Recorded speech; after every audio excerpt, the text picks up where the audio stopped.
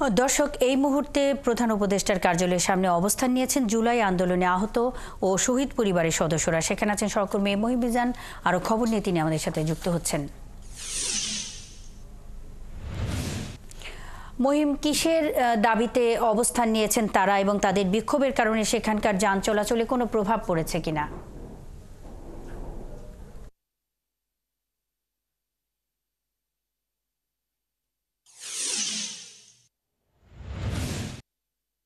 তারা আসলে আপনি ঠিকই বলেছেন, জুলাই অভ্যুত্থানে যারা আহত হয়েছেন বিশেষ করে তারা তাদের একটি অংশ এখানে অবস্থান নিয়েছে প্রধান উপদেষ্টার যে কার্যালয়, সেই কার্যালয়ের মূল ফটকের সামনে। তো মূল ফটকটা একটু চওড়া এবং একটু প্রশস্ত বিধায় আসলে মূল যে সড়ক, সেই সড়কে কোনো যান চলাচলে কোনো ধরনের বাধা হয়নি।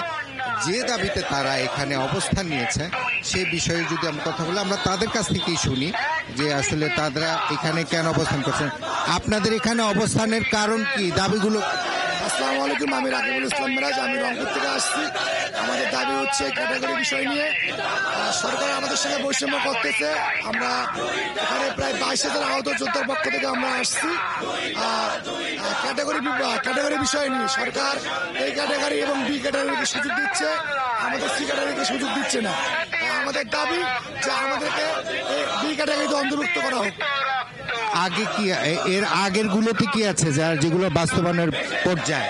আগে ছিল হচ্ছে A category, B category, C category. এই ক্যাটাগরিতে যারা আজীবন পঙ্গুত্ব বহন করছে তারা আছে এ ক্যাটাগরিতে, এবং যারা বর্তমান অসুস্থ আছে আগামীতে সুস্থ হবে তারা আছে বি ক্যাটাগরিতে, এবং যারা সুস্থ আছে তাদেরকে সি ক্যাটাগরিতে রাখছে। আমাদেরকে দেখে মনে হচ্ছে আমরা সুস্থ, কিন্তু আমরা সুস্থ না, আমরা এখনো অসুস্থ, আমরা এখনো ওষুধপাতি খাচ্ছি, আমাদের এখনো ট্রিটমেন্ট চলতেছে। দাবি একটাই যে যারা আজীবন পঙ্গুত্ব বহন করছে তাদেরকে এই ক্যাটাগরিতে আনা হোক, এবং যারা আগামীতে সুস্থ হবে এবং বর্তমানে সুস্থ আছে তাদেরকে বি ক্যাটাগরিতে অন্তর্ভুক্ত করা হবে। ধন্যবাদ।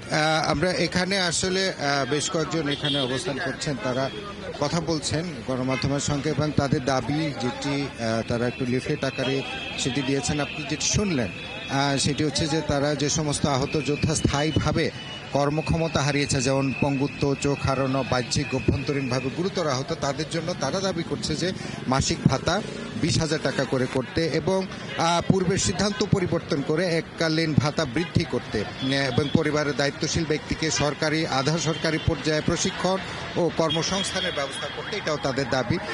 তাদের বি ক্যাটাগরিতে তারা যে দাবি করেছেন সেটি হচ্ছে যে আহত যোদ্ধা সুস্থ হয়েছেন, সুস্থ স্বাভাবিকভাবে জীবনে ফিরবেন, স্থায়ীভাবে কর্মক্ষম থাকবেন, তাদের জন্য মাসিক 15,000 টাকা ভাতা, এককালীন অনুদান পূর্বের সিদ্ধান্ত পরিবর্তন করে এককালীন ভাতা বৃদ্ধি করতে হবে এবং সরকারি আধা সরকারি পর্যায়ে প্রশিক্ষণের মাধ্যমে কর্মসংস্থানের ব্যবস্থা করতে হবে। তাছাড়া যারা এখানে অবস্থান করছেন প্রধান উপদেষ্টা কার্যালয়ের সামনে, তাদের আরেকটি দাবি রয়েছে, সেটি হচ্ছে বিশেষ সুরক্ষা আইন প্রণয়ন।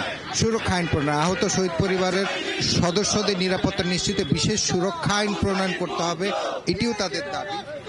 এই আইনের আওতায় আহত শহীদ পরিবারের সদস্যদের বিরুদ্ধে কোনো হুমকি, হয়রানি, হত্যার চেষ্টা হলে সর্বোচ্চ শাস্তির বিধান রাখতে হবে। আরেকটি তারা দাবি করছেন সেটি হচ্ছে যে ইমার্জেন্সি হটলাইন চালু, আহত শহীদ পরিবারের সুচিকিৎসা, মানসিক কাউন্সিল, হয়রানি প্রতিরোধ ও সমস্যা সমাধানের জন্য তার টোল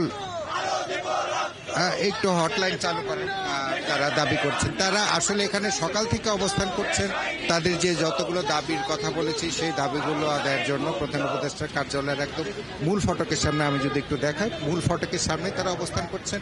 প্রধান উপদেষ্টার কার্যালয় থেকে একজন সকালের দিকে এসে তাদেরকে একটু নিবৃত করবার চেষ্টা করেন যে তাদের দাবিগুলো যারা উচ্চ পদস্থ কর্মকর্তারা রয়েছেন তাদের সঙ্গে কথা বলে জানাবেন, কিন্তু না, তাদের দাবি হচ্ছে যে কোনো উপদেষ্টা পর্যায়ে কোনো ব্যক্তি এসে কোনো একজন এসে তাদেরকে নিশ্চিত করতে হবে, তা না হলে তারা একেবারে সন্ধ্যা পর্যন্ত অবস্থান করবেন এবং তাদের যে অন্যান্য আহত সহযোদ্ধারা রয়েছেন তাদেরকে তারা উদাত্ত আহ্বান জানিয়েছেন যে তাদের এই আন্দোলনের সঙ্গে যুক্ত হতে।